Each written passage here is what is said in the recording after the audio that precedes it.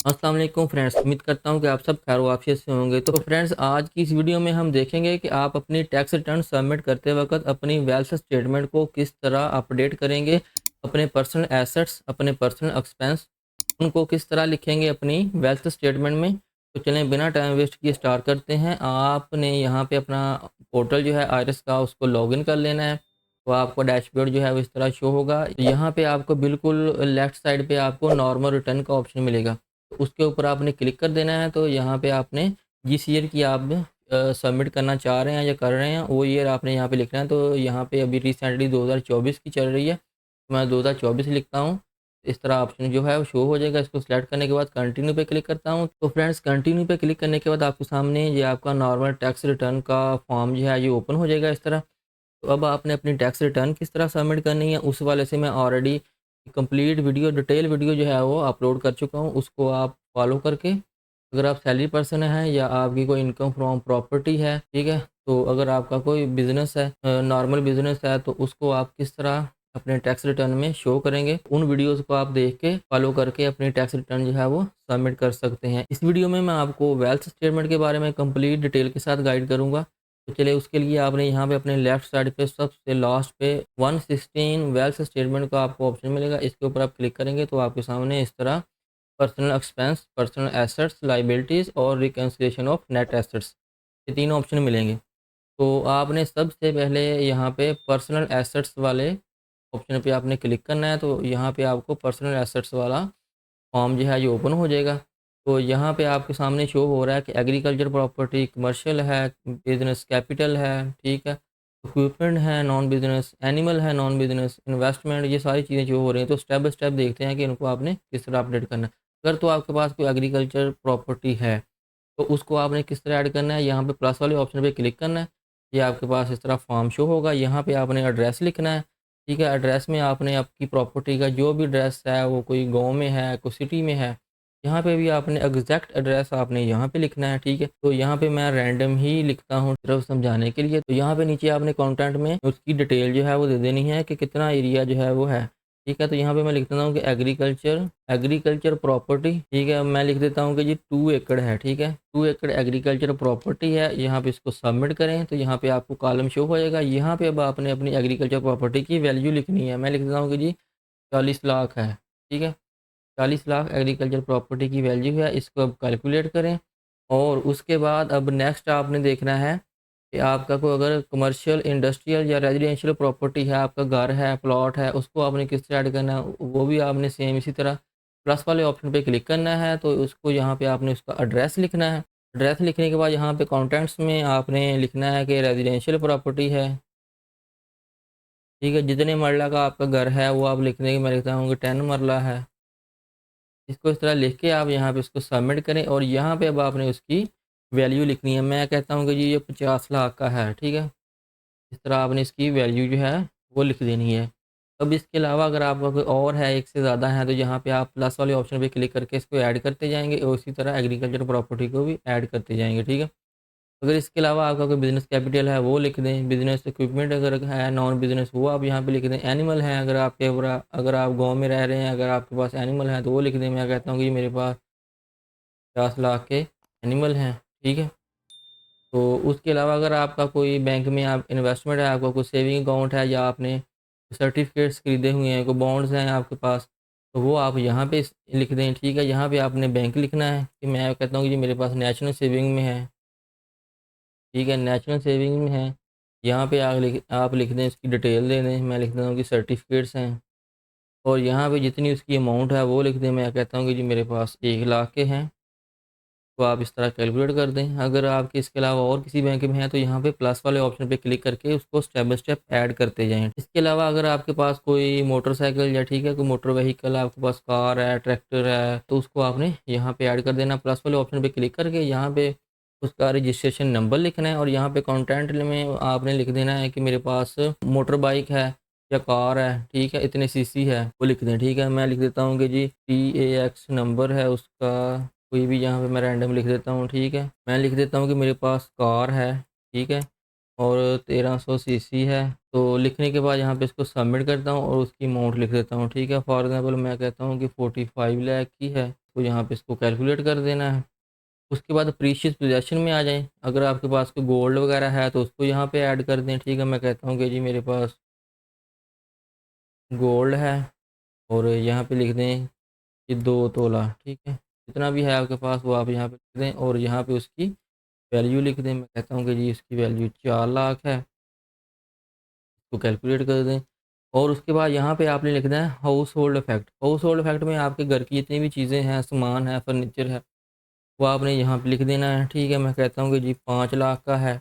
और उससे नेक्स्ट है पर्सनल आइटम। पर्सनल आइटम में आपका लैपटॉप, मोबाइल या और गैजेट्स वगैरह हैं, वो लिख दें। मैं कहता हूँ कि 4 लाख की हैं। और उससे नेक्स्ट है जी कैश नॉन बिज़नेस। ये आपके पास जितना भी है वो आप लिख दें, इसमें कोई इतना इशू नहीं है, जितना भी एग्जैक्ट है वो लिख दें, थोड़ा बहुत बढ़ा के आपने लिखना है वो लिख दें। मैं कहता हूँ कि जी मेरे पास 3 लाख है। इसके अलावा एनी अदर एसेट, अगर इनके अलावा और कोई एसेट है आपके पास तो वो यहाँ पे आप प्लस वाले ऑप्शन पे क्लिक करके उसको ऐड कर सकते हैं। अगर आपके पास जिस तरह अगर प्रीवियस ईयर आपने ये वाली रिटर्न में शो किया है, जिस तरह ये 2 तोला गोल्ड है आपके पास, अगर आपने ये सेल कर दिया, अब आपके पास नहीं है, इसको डिलीट करना चाहते हैं तो यहाँ पे आप डिलीट वाले ऑप्शन पे इसको क्लिक करके इसको डिलीट भी कर सकते हैं। तो फ्रेंड इस तरह आपने अपने सभी एसेट जो हैं वो उनको ऐड कर लिया, अगर आप फर्स्ट टाइम जो अपनी रिटर्न सबमिट कर रहे हैं, ठीक है। तो ये देखें मेरे पास 2 करोड़ 2 लाख के बन रहे हैं, ठीक है। टोटल एसेट 2 करोड़ 2 लाख के बन रहे हैं, ठीक है। तो अब आपने नेक्स्ट क्या करना है, नेक्स्ट आपने रिकॉन्सिलिएशन वाले टैब में आ जाना है। तो यहाँ पे देखें नेट एसेट करंट ईयर आपके पास इतने आ रहे हैं, ठीक है। लेकिन अगर आपने अपनी टैक्स रिटर्न या अपनी सैलरी इनकम या आपकी अदर कोई बिजनेस इनकम है, नॉर्मल टैक्स रिटर्न आपने शो की है, जी मेरे पास फॉर एग्जांपल 5 लाख मेरी एनुअल इनकम है, वो बेशक आपकी सैलरी इनकम है या बिजनेस इनकम है आपकी 5 लाख बन रही है, ठीक है। अगर आपकी इसके अलावा कोई एग्जाम्प्ट फ्रॉम टैक्स है, फॉर एग्जांपल वो 1 लाख है, तो इस तरह आप उसको लिख के कैलकुलेट करें। तो फ्रेंड्स अब आपके पास आपकी इनकम जो है वो इस साल की 6 लाख बन रही है, लेकिन आपके एसेट्स जो हैं वो आपको 2 करोड़ 2 लाख के शो किए हैं आपने। तो अगर आप फर्स्ट टाइम एंट्री कर रहे हैं, अपनी रिटर्न जो है वो फर्स्ट टाइम सबमिट कर रहे हैं, तो आपके साथ इस तरह का इशू आएगा, ठीक है। तो अब इसको आपने किस तरह एडजस्ट करना है, आपने क्या करना है, आप थोड़ा सा नीचे हैं, यहाँ पे अनरिकनसाइल्ड अमाउंट बन रही है 1 करोड़ 96 लाख, ठीक है। इसको आपने छोड़ देना है। यहाँ पे देखेंगे आपने, यहाँ पे सेम आपने देखना है कि आपके जो करंट ईयर एसेट है ना, उनको आपने कॉपी करना है और यहाँ पे प्रीवियस ईयर वाले कॉलम में आपने इसको पेस्ट करके इसको यहाँ पे अगर आप कैलकुलेट करेंगे, तो फ्रेंड जैसे ही आप कैलकुलेट करेंगे तो इंक्रीज़ एंड डिक्रीज़ एसेट वाला कॉलम जो है वो ज़ीरो हो जाएगा। और थोड़ा सा आप नीचे स्क्रॉल डाउन करें तो अनरिकनसाइल्ड अमाउंट पहले प्लस में शो हो रही थी, अब माइनस में शो हो रही है, ठीक है। माइनस में क्यों शो हो रही है, क्योंकि आपकी इनकम जो है आपने 6 लाख शो करवाई है और उसको आपने अभी कहीं किसी भी जगह आपने यूज़ नहीं किया, ना आपने एक्सपेंस में उसको शो किया है, ना आपने अपने एसेट जो हैं उनको इंक्रीज़ किया है, ठीक है। तो इसलिए यहाँ पे शो हो रही है। इसको भी आपने अपनी रिटर्न जो है सबमिट करने से पहले इसको आपने लाजमी ज़ीरो करना है, फिर ही आपकी रिटर्न जो है वो सबमिट होगी। अब देखते हैं कि इसको आपने किस तरह एडजस्ट करना है। अगर तो आपने ये 6 लाख का 6 लाख ही एक्सपेंस किए हैं, तो आपने ये सारे एक्सपेंस में डाल देने हैं। अगर आपके थोड़े बहुत एसेट्स जो हैं वो इंक्रीज़ हुए हैं, तो उसको आपने यहाँ पे किस तरह एडजस्ट करना है। फॉर एग्जांपल मैं कहता हूँ कि ये मेरे पास यहाँ पे हमने प्रीवियस ईयर में टोटल अमाउंट प्रीवियस ईयर में ही लिख दी थी, ठीक है। तो इसको आपने कम कर देना है, ठीक है। यहाँ पे हमने लिखा था कि 2 करोड़ 2 लाख, ठीक है। तो इसको आपने कर देना है। फॉर एग्जांपल अगर मैं कहता हूँ कि मेरे 2 करोड़ के एसेट प्रीवियस ईयर के थे, ठीक है, और 2 लाख के इस ईयर इंक्रीज़ हुए हैं, तो यहाँ पे आप टोटल फिगर जो है वो 2 करोड़ कर देंगे, ठीक है। इसको कैलकुलेट करें तो यहाँ पे इंक्रीज़ इन एसेट में 2 लाख का आपका शो हो जाएगा और यहाँ पे अनरिकनसाइल्ड अमाउंट 4 लाख की बन रही है। इसको आप अपने पर्सनल एक्सपेंस में शो करेंगे, तो उसको आपने यहाँ पे पर्सनल एक्सपेंस वाले टैब में आएँगे ना, तो यहाँ पे अब आपने अपने पूरे साल के एक्सपेंस जो हैं वो लिखने हैं, ठीक है। एक्सपेंस में आपके जो भी आपके काम के हिसाब से, अगर आपका कोई व्हीकल मेंटेनेंस है वो लिख दें। व्हीकल मेंटेनेंस मैं लिख देता हूँ 10,000। अगर आप ट्रैवलिंग वगैरह करते हैं तो वो लिख दें, ठीक है, ट्रैवलिंग का लिख दें। इलेक्ट्रिसिटी का अगर आपका कोई एक्सपेंस है इलेक्ट्रिसिटी का वो लिखें, टेलीफ़ोन का लिखें, ठीक है, मेडिकल का लिख दें, एजुकेशन का लिख दें। उसके अलावा फंक्शन गैदरिंग का लिख दें। कोई भी आपने कोई फंक्शन या कोई गैदरिंग की है उसके ऊपर आपने जितने भी एक्सपेंस किए हैं वो लिख दें, ठीक है। इसको कैलकुलेट करें तो यहाँ पे बन रहे हैं 1,76,000, ठीक है। अनरिकनसाइल्ड अमाउंट देखते हैं कि कितनी बनती है। फ़िलहाल अभी बन रही है 2,24,000, ठीक है। तो आपने अब इसको किस तरह एडजस्ट करना है, यहाँ पे आपने इसको कॉपी करना है सारी अमाउंट को, ठीक है। कॉपी करें और पर्सनल एक्सपेंस वाले कॉलम में है तो यहाँ पे नीचे आपने लिख देना है कि other personal house hold expense. इस कॉलम में आपने इसको पेस्ट कर देना और इसको कैलकुलेट कर देना। तो ये देखिए टोटल 4 लाख बन गया। और अब आप यहाँ पे अनरिकनसाइल्ड अमाउंट में देखेंगे तो ये अनरिकनसाइल्ड अमाउंट आपकी ज़ीरो हो जाएगी, ठीक है। तो फ्रेंड्स इससे नेक्स्ट अब वेल्थ स्टेटमेंट के हवाले से एक और टैब है, उसमें भी आपने अपने कैपिटल एसेट्स की एंट्री करनी है, ठीक है। तो उसके लिए आप आपने क्या करना है, यहाँ पे आप देखें टैक्स चार्जेबल ऑब्लिग्ड पेमेंट्स, इस ऑप्शन में आप देखेंगे तो यहाँ पे आपको कैपिटल एसेट का ऑप्शन मिलेगा, इसको आपने ओपन कर लेना है। तो यहाँ पे आपके जितने भी कैपिटल एसेट आपने अपनी पर्सनल एसेट वाले कॉलम में लिखे थे उनको वन बाई वन आपने यहाँ पे भी लाजमी लिखना है, ठीक है। क्योंकि गवर्नमेंट ने नया रूल जो है वो जारी किया है 7E का, ठीक है। अंडर सेक्शन 7E के अगर आपकी 25 मिलियन से प्रॉपर्टी जो है आपके कैपिटल एसेट इंक्रीज़ कर रहे हैं तो फिर आपको उस पे भी टैक्स देना पड़ेगा। अगर आपके 25 मिलियन मतलब 2.5 करोड़ से कम है तो फिर आपको टैक्स ज़ीरो है, लेकिन आपने अपनी जो चीज़ें हैं वो 7E अंडर सेक्शन 7E में आपने लाजमी वो शो करवानी है, ठीक है। तो यहाँ पे अगर आप नेक्स्ट इन फ्यूचर अपनी कोई प्रॉपर्टी सेल भी करते हैं तो आपको 7E का फॉर्म जो है सर्टिफिकेट आपको देना पड़ता है। तो उसके लिए अगर आपने अपनी रिटर्न में वो चीज़ शो करवाई होगी तो आपको सर्टिफिकेट जो है वो आसानी से एक क्लिक पे मिल जाता है। तो आपको कोई भी परेशानी का सामना नहीं करना पड़ता। तो उसके लिए आपने यहाँ पे प्लस वाले ऑप्शन पे क्लिक करके जितनी भी आपने कैपिटल एसेट में यहाँ पे देखें वेल्थ शेयर में आ जाएँ। और यहाँ पे पर्सनल एसेट्स में जिस तरह ये देखें एग्रीकल्चर प्रॉपर्टी है मैंने ऐड की 40 लाख की, ठीक है। और फिर कमर्शियल प्रॉपर्टी में सॉरी रेजिडेंशियल प्रॉपर्टी में मैंने ऐड किया था अपना घर की 50 लाख रुपए, ठीक है। तो ये आपके कैपिटल एसेट्स में आ रहे हैं, ठीक है। तो इसको आपने अपने कैपिटल एसेट वाले टैब में लाजमी ऐड करना है। तो यहाँ पे एज इट इज़ ही आपने सेम इसको कॉपी कर लेना है यहाँ से, ठीक है। कॉपी करने के बाद आप यहाँ पे कैपिटल एसेट्स में आ जाएँ। तो यहाँ पे आपने एग्रीकल्चर प्रॉपर्टी प्लस वाले टैब में क्लिक करेंगे तो यहाँ पे मेजरमेंट में आप आ जाएँ, कैनाल कर लें, ठीक है। तो यहाँ पे हमने 2 एकड़ लिखा था, तो यहाँ पे 16 कनाल बनता है, ठीक है। तो 16 कनाल लिखें, यहाँ पे उसका एड्रेस जो है जो आपने कॉपी किया था वो यहाँ पे पेस्ट करें। और यहाँ पे आपने लिखना है उसकी तहसील और अपना एड्रेस का डिस्ट्रिक्ट, ठीक है। तो वो मैं यहाँ से सिलेक्ट करता हूँ। तो चलें मैं कोई भी लिख देता हूँ यहाँ पे, रैंडमली मैंने लिख दिया है, ठीक है। आपने अपना एग्जैक्ट जो एड्रेस वो लिखना है, ठीक है। तो यहाँ पे पूछ रहे हैं कि whether exempted from tax under section 7E, तो आपने यहाँ पे येस कर देना अगर आपकी 25 मिलियन से आपकी प्रॉपर्टी की वैल्यू कम बन रही है, ठीक है। तो यहाँ पे नीचे वो पूछ रहे हैं कि रीज़न ऑफ एग्जाम्पशंस, तो इसको आपने क्लिक करना है। तो यहाँ पे काफ़ी सारे रीजंस हैं, इनको देख लें। अगर आप इनमें किसी में फॉल करते हैं तो उसको सेलेक्ट कर दें, अदरवाइज़ आप यहाँ पे लिख दें एनी अदर रीज़न, ठीक है। तो उसके बाद आपको पूछ रहे हैं कि एनी अदर रीज़न में क्या है, तो यहाँ पे लिखते हैं कि property value less than 25 million, ठीक है। तो यहाँ पे उससे next is this property constructed, ठीक है, वो पूछ रहे हैं।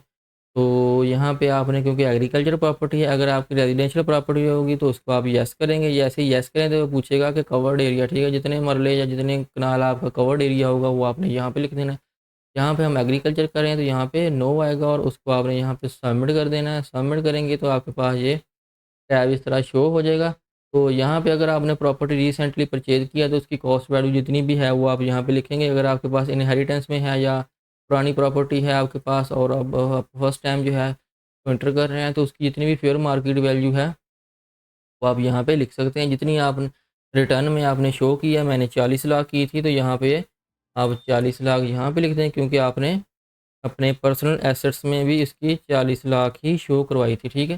तो आपने इस तरह लिख के इसको कैलकुलेट कर देना है। और कैलकुलेट करने के बाद आपको ये total value of capital asset में शो हो जाएगी। तो इसी तरह फ्रेंड्स नेक्स्ट अब आपने अपनी रेजिडेंशियल प्रॉपर्टी उसको ऐड करना है, तो उसके लिए आप प्लस वाले ऑप्शन पे क्लिक करेंगे तो अगेन आपके पास ये मैसेज शो होगा। यहाँ पे आप एफबीआर प्रॉपर्टी वैल्यूएशन, ठीक है। तो आपने अपने एरिया के हिसाब से अपनी प्रॉपर्टी की वैल्यूएशन अगर चेक करनी है तो आप इस ऑप्शन पर जाके भी चेक कर सकते हैं। तो इसी तरह आप अगेन आपने सारी इन्फॉर्मेशन जो है उसको ऐड करना है, सबमिट करना है। तो आपके पास है यहाँ पे अमाउंट ऐड करने के लिए कॉलम जो है ये ओपन हो जाएगा।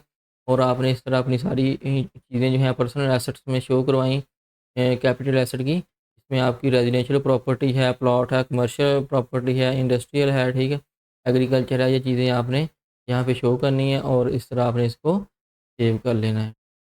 तो फ्रेंड्स अब इससे नेक्स्ट आपने अपनी कंप्लीट टैक्स रिटर्न जो है किस तरह सबमिट करनी है, इसके ऊपर मैंने ऑलरेडी वीडियोज़ जो हैं वो बना दी हुई हैं, उनको आप देख के अपनी जो टैक्स रिटर्न है उसको कम्प्लीटली सबमिट कर सकते हैं। तो फ्रेंड्स आज की वीडियो में इतना ही। उम्मीद करता हूँ आज की वीडियो आपको पसंद आई होगी और उसको फॉलो करते हुए आसानी के साथ अपनी वेल्थ स्टेटमेंट जो है उसको अपडेट कर सकते हैं। तो फ्रेंड्स वीडियो पसंद आए तो इसको लाइक और शेयर कर दें। चैनल पे नए हैं तो चैनल को सब्सक्राइब कर दें और बेल आइकन को प्रेस कर दें। तो मिलते हैं नेक्स्ट वीडियो में, तब तक के लिए अल्लाह हाफिज़।